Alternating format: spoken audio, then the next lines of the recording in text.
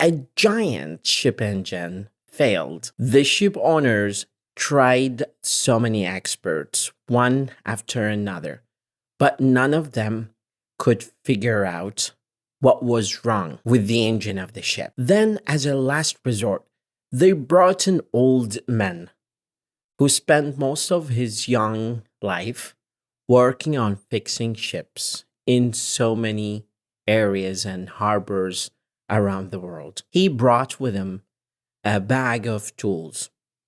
And when he arrived, he started working on figuring out what was wrong with the ship. He inspected the ship carefully to figure out what was wrong.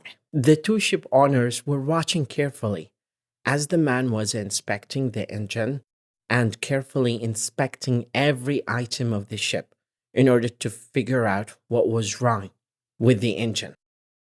He reached into his bag and pulled out a small hammer, and he gently tapped on one part of the engine, and suddenly the engine lurched into working.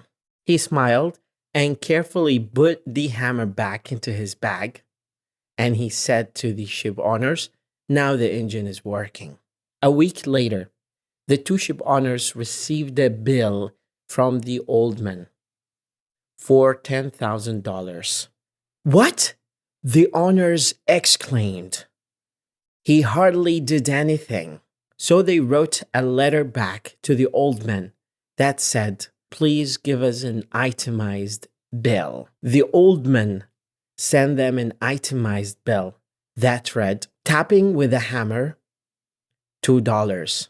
Knowing where to tap, $9,998. So the moral of this story is effort matters, but knowing where to put your effort makes all the difference. Try to put your effort in something that gives you experience and the upper hand over other people, because that will give you the excellence in your job and the distinction in your profession.